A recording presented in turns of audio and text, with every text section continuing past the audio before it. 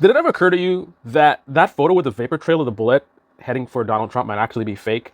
And also, that guy that died, maybe he just fell over onto his family members and he didn't actually try to save them? Now, I'm not saying either of these things are true. I'm agnostic. But what I'm pointing out is the way that I see things, the way that I process information. I realize that many times in situations like this, there's a lot of misinformation that goes out there, and people will put things out there without any direct evidence, and others will just repeat it because there's a reward of being the first, right? You have this viral photo and everyone wants to show, look at this photo because it's an amazing photo, right? That the people sharing it are incentivized to not question it, right? Just put it out there. So we don't know if it's legit or not. And the reality is that's a very easy thing to do, right? Very easy to do. Do a fake photo like that, go viral. Absolutely no one's going to question it, right? When you hear details like this, that there's no evidence, right? You're not seeing the evidence behind it. You should at least have somewhere in the back of your mind curiosity about whether that actually happened.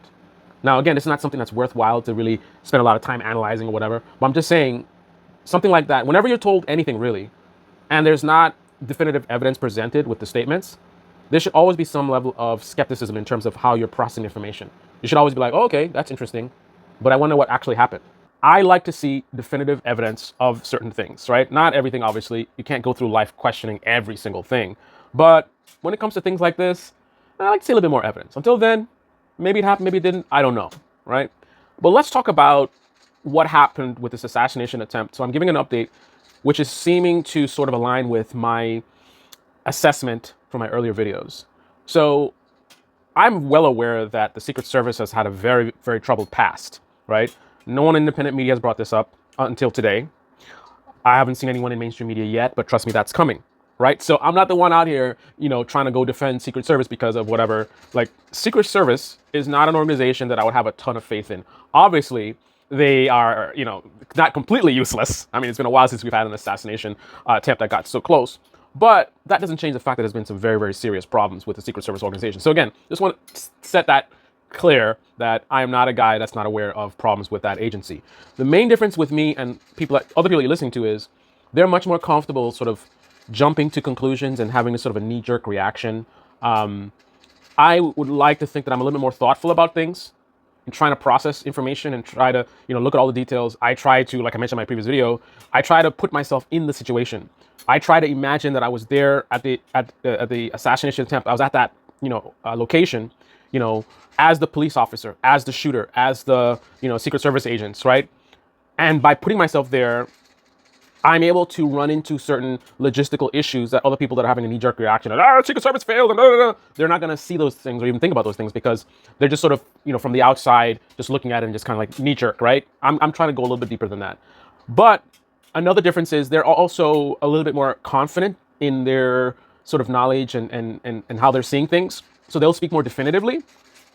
I get to a point where I don't really want to go any further until I have more evidence. So for example, I'm not prepared to say that the Secret Service, did not mess up, that it's not their fault, or that it is the fault of the local police, right? There's a certain point where I will go and not go any further.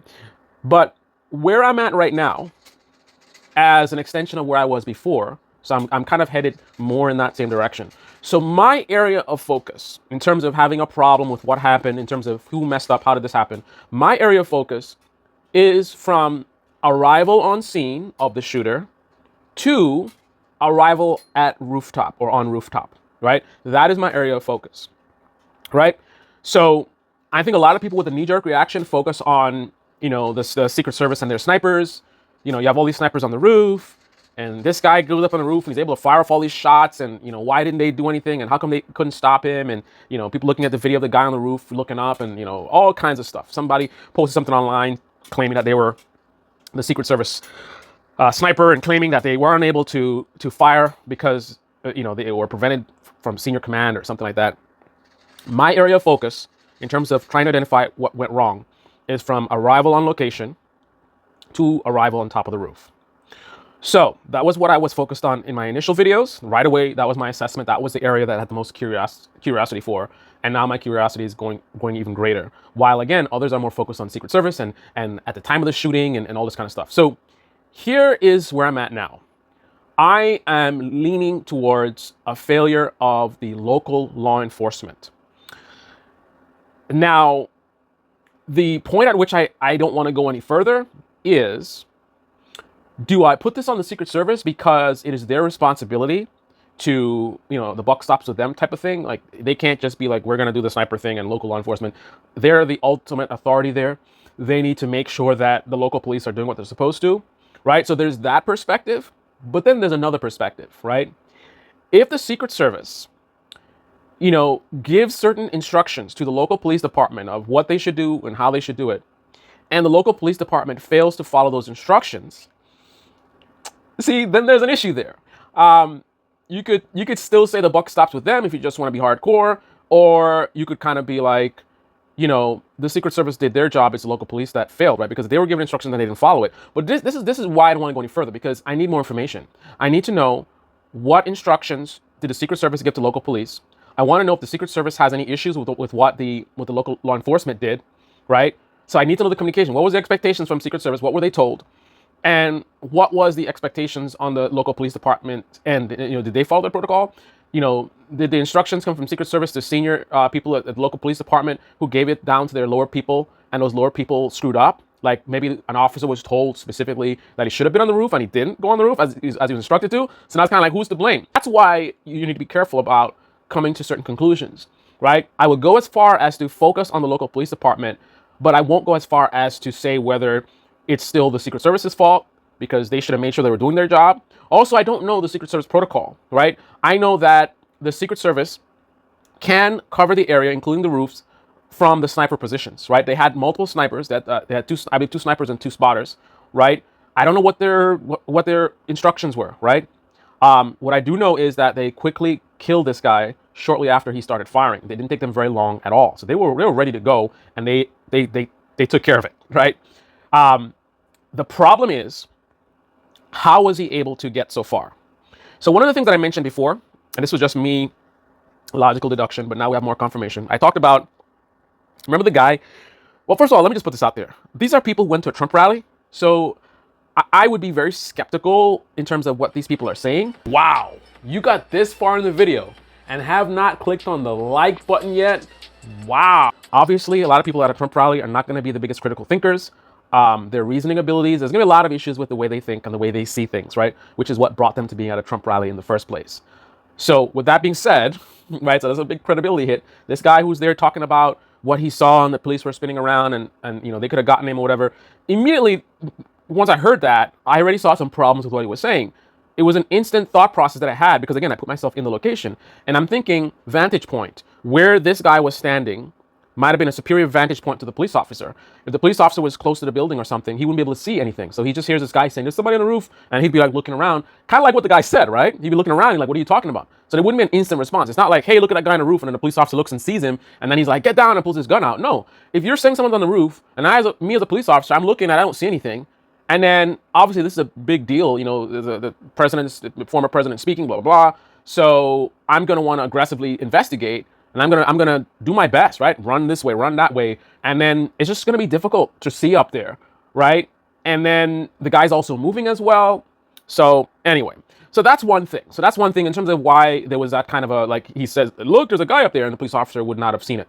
But here's one thing that a lot of people are not even pointing out: the fact that there was an officer right there, right? So that kind of challenges the conversation about, why wasn't the building covered?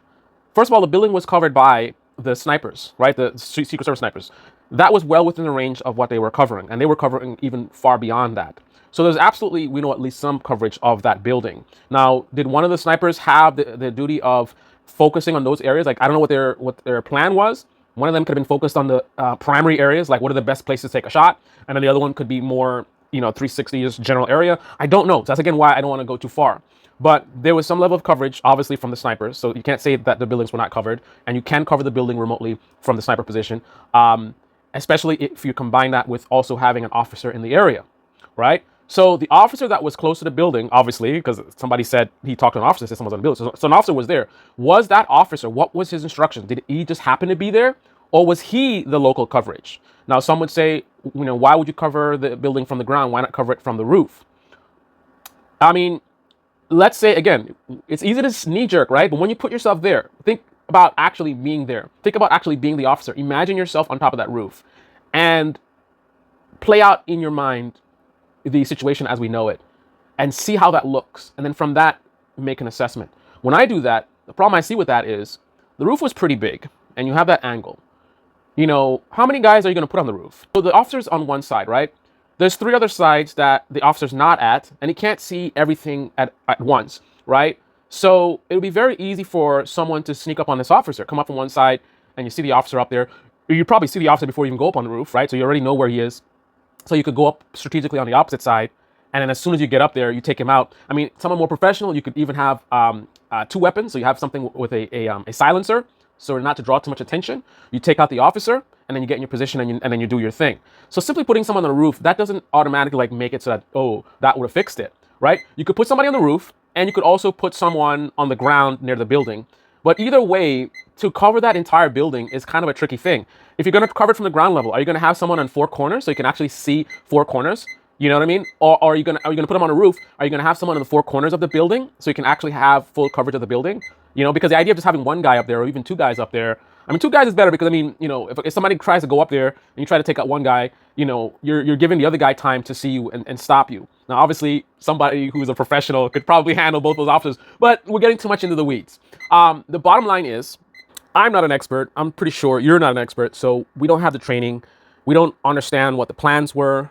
We don't know the tactics in terms of, you know, what is the recommended tactic of how to handle these things, right? So we could all sit, you know, on our couches and be like, they should have done this, da, da, da, da. Again, without even thinking too deeply about those things. But I choose not to do that myself. So here's what I would like to focus on. Again, like I said, arrival on scene to getting to the building. Why?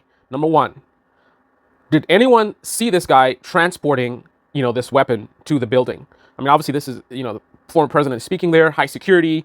I mean, he had this long gun, right? So it's kind of hard to conceal that. So someone carrying a gun, obviously out in the open, obviously high security, whatever, like how would that happen? Someone with a long duffel bag with a gun inside. See, that's something else I want to wonder about. You know, an event like that, would part of the protocol of the local police and the Secret Service be that no one's allowed to go anywhere near there with backpacks, right? Was that a rule? So you have officers all over the place. Anyone with a backpack will be stopped, right? That's the protocol. Signs everywhere, no backpacks allowed. Obviously, we're assuming that includes duffel bags as well. So that's one thing, because this guy had to get to the building. There had to be a significant portion of time where he was visible to other people, including law enforcement. So that's what I want to focus on. I want to see security camera footage. I want to see eyewitness accounts, right? So from the investigation, I want to know about that. How do you get from his vehicle to the building without, you know, anyone being suspicious? Now, I'm hearing stuff that supposedly there was a call about suspicious activity. We'll see confirmation, what was actually said, whatever. So I believe he might have been spotted somehow, but somehow that didn't amount to anything. So again, these are the details I would really want to get into. How did he get to the roof of the building? I'm hearing conflicting stories about him sneaking inside the building, following maintenance crew or something, and going up to the top floor through the stairwell. And then it sounded like some people were saying he climbed up on the exterior of the building. So I want those details, right? How did he get to the building? Additionally, there was a period of time where people spotted him on the roof before he fired the shots. And I think a minute at least went by. First thing I noticed is, I don't know if people couldn't see the gun. They just saw a guy on the roof, because, you know, these MAGA people sure seem to be very casual about it. They see a guy on the roof, and I didn't see people like really screaming, "He's got a gun! Hey, get an officer here!" No. Like, it wasn't on that level. It seemed to me just kind of like, there's a guy on the roof. Like, what is this guy doing? Like, oh, what is he doing up there? Like, this is weirdo. Like, what is this? Do you guys see this as, you know, police officer? Do you see, what is that guy doing up there? Right? So it's kind of like, this is weird. Why is he there? This doesn't look right. As opposed to a guy with a gun, like, bro, like, you know what I mean? Like, the people who were trying to get other people attention, I didn't see anyone like running to the police or running to someplace, like, you know, the sense of urgency just didn't seem to be where I would expect. But again, I don't know if they just saw a guy on the roof as opposed to a guy with a gun on the roof. But that's the kind of stuff I would want to learn about. But there was a period of time where they saw the guy. If there was, part of the procedure was officers supposed to be covering that building. Again, that's a pretty big building. You know, you can't be at all locations in the building at the same time.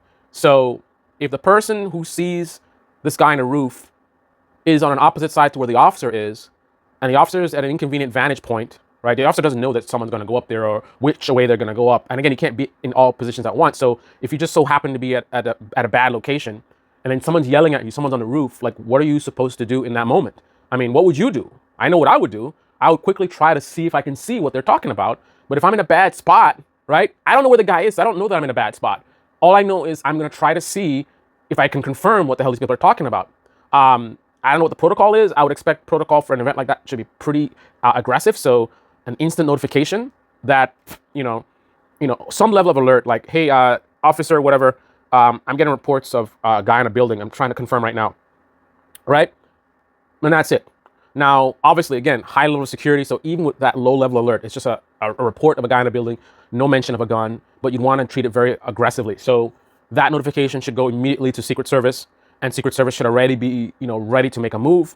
There might be a judgment call of like, let's preemptively protect the president until we get confirmation of what's happening on the roof. So you would see preemptively Secret Service, come to the president and tell him to, to duck down. No one knows what's going on, right? Because again, if it's preemptive, you wouldn't know what's happening. Guy hasn't fired the shots yet. All you see is them, Secret Service, rush on the stage and they tell the president to duck down or whatever. And then they're like, we have the president secured, awaiting confirmation on the guy on the roof type thing. And then the officer goes up there. So this is what actually happened. This part is actually what happened. An officer actually made it to the top of the building to confront the guy. And then I guess the guy aimed the gun at the officer. The officer ended up falling down. So we didn't know that before. So that officer, in theory, in my scenario, would have radioed again to their command, which there would have to be some kind of a general command line, whether on radio or phone or whatever it is, where you have senior local law enforcement, senior Secret Service on the same channel, same communication channel, right? So that officer, reports to his people, and then his command structure reports to on that line, that shared line reports to Secret Service that there's a guy on the roof with a gun, right? So instantly now there's an escalation from Secret Service, and then president never gets shot, right? So why that didn't happen is what we need to know. We need to understand, again, the communication between Secret Service and local law enforcement. What were the expectations of Secret Service from local law enforcement? Did local law enforcement deviate from what they were told by Secret Service? What are the expectations of Secret Service in terms of their responsibilities, in terms of, they can tell local law enforcement what to do, but if local law enforcement is incompetent and deviates, I mean, the idea that Secret Service is supposed to baby, you know what I mean? Like, imagine that the plan is to have 4 officers on 4 corners of this building. Imagine if that was the procedure. And imagine if one of the officers is on the phone with his girlfriend, you know what I mean? And then he misses the guy going up the roof. Is that the Secret Service's fault? Or is that just law enforcement? And that, an officer that would be as sloppy as that, being employed by the police department. So is that a failure of the police department for having an officer like that on the force? Or is it just a failure of that actual officer, right? So we need to know the details of, again, exactly what the expectations are, what was supposed to happen. Did things happen according to plan, minus, of course, the guy getting the shots off? Like, did they follow the Secret Service instructions, or did they deviate from Secret Service instructions? Did the Secret Service do all the stuff that they're supposed to do, right? We don't know that yet. But I'm, again, leaning towards a failure with the local law enforcement. I need more information to know, in terms of Secret Service, whether we can put it on them, or is it just a local law enforcement? Anyway, this is the Debate Me channel. Debate Me in the comment section below. Click on the like button, subscribe, smash that bell. Be well. What do you think happened? Who do you think should be blamed?